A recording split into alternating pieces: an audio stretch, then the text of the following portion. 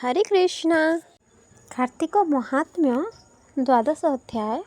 सुकोवाच। पतितं वीरभद्रं तु दृष्टा रुद्रगणं भयात् अगतास्ते रणं त्यक्ता क्रोणमाना महेश्वरम् ओहङ्कलाहलं श्रुत्वा गणनां चन्द्रशेखरः अभ्यागाद् वृषभारूढः सङ्ग्रामं प्रहसन्निवः ଶୁଣ ସକଳ ମୁନିଗଣ ଦ୍ୱାରକାପୁରେ ନାରାୟଣ କହନ୍ତି ସତ୍ୟଭାମା ଆକେ ଯେ ଇତିହାସ ସତ୍ୟ ଯୁଗେ ବ୍ରହ୍ମା ସନାତନ ସମ୍ବାଦ ତୀର୍ଥକୁ କହନ୍ତି ନାରଦ ଶୁଣ ରାଜନ ମନ ତୋଷେ ହରଭୁବନ କପିଳାସେ ସକଳ ରୁଦ୍ରଗଣ ମିଳି ପ୍ରଭୁଙ୍କୁ କଲେ ନିଉଛାଳି ଗଜବଦନ ଗଣେଶ୍ୱର ସମ୍ମୁଖେ ଯୋଡ଼ିବେନି କର ଈଶ୍ୱର ମୁଖ ଚାହିଁ ଭଣି ବୋଲନ୍ତି ଶୁଣ ଶୂଳ ପାଣି ଦୈତ୍ୟର ରଣେ ଯେତେ ରୀତି ଆଗେ ଦେଖିଲେ ପଶୁପତି ପଡ଼ିଲା ବୀରଭଦ୍ର ରଣେ ଆମ ସମାନ ଏକ ଜଣେ ତାର ସଙ୍ଗତେ ବୀର ଯେତେ ସଂଖ୍ୟା ନହିଲେ ମୋଲେ କେତେ ସେ ଚିନ୍ତା ନାହିଁ ତୁମ ମନେ ତାଣ୍ଡବ ନୃତ୍ୟ ଅବଧାନେ ଏ ତୁମ୍ଭ କେଉଁ ପ୍ରଭୁ ପଣ ଆପଣା ହାନନ ପ୍ରମାଣ ଏହି ପ୍ରକାରେ କଲେ କାର୍ଯ୍ୟ କାହାକୁ ଉପୁଜିବ ଲାଜ ଏ ତୁମ୍ଭ ଶତ୍ରୁ ଜଲନ୍ଧର ରଣେ ମିଳିଲା ସୁରନର ଜଗତନାଥ ଚକ୍ରପାଣି ତାହାଙ୍କୁ ନେଇ ରଣେ ଜିଣି ରଖିଲା ନେଇ ନିଜ ପୁରେ ଏ ବଡ଼ କର୍ମ ତ୍ରିଲୋକରେ ଏବେ ଆମ୍ଭର ଶତ୍ରୁ ପଣେ ଯୁଦ୍ଧ କରନ୍ତି ଅକାରଣେ ତୁମ୍ଭେ ତାହାକୁ ନ ଜିଣିଲେ ସଂସାର ନ ରହିବ ଭୁଲେ ଏଥକୁ ହୁଅ ସାବଧାନ ଦେବଙ୍କ ଦୁଃଖ ମନେ ଘେନ ଏମନ୍ତ ଗଣେଶ ବଚନେ ସେ ବିଶ୍ୱନାଥ ଅବଧାନେ ବୋଲନ୍ତି ଶୁଣ ସର୍ବଗଣେ ଆଜ ଦେଖିବ ତୁମ୍ଭେ ରଣେ ମାରିବେ ଦୁର୍ବୃତ୍ତ ଦଇବ ସେ ଜଲନ୍ଧର ସିନ୍ଧୁ ସୁତ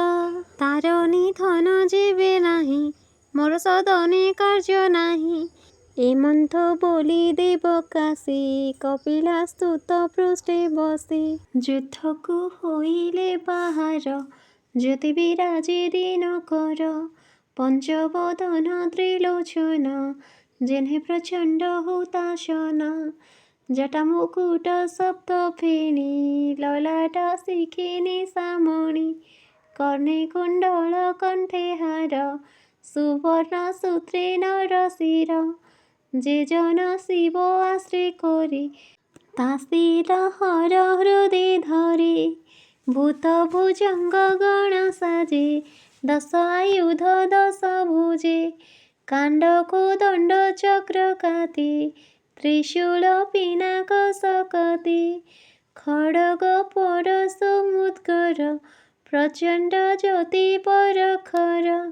ଧବଳ ତନୁ ଜ୍ୟୋତି ରାଜେ ଶ୍ୱେତ ବୃଷଭ ପରେ ବିଜେ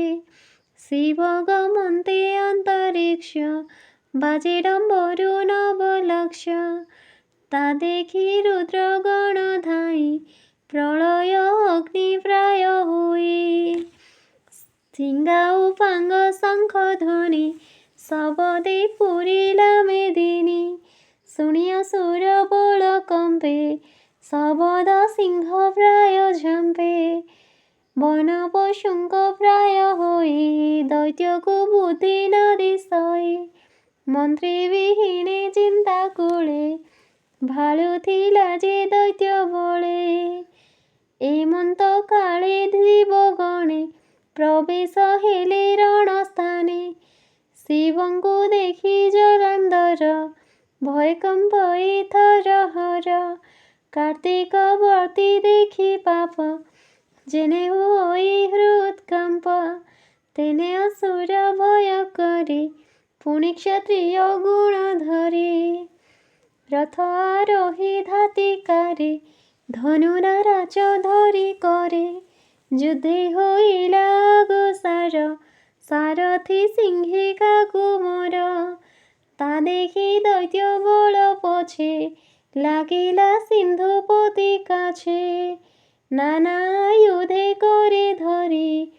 ଦୈତ୍ୟ ଧାଇଁଲେ ଦିଗ ପୁରୀ ବାଜଇ ଟମକ ନିଶାଣ ଦୈତ୍ୟ ଭେଟିଲେ ଶିବ ଗଣ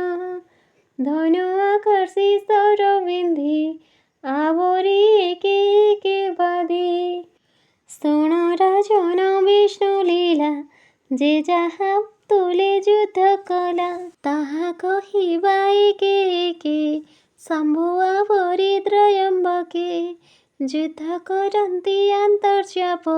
ସରସବଦ ସପ୍ତଦୀପ ଚମକି ହେଲା ଟଳମଳ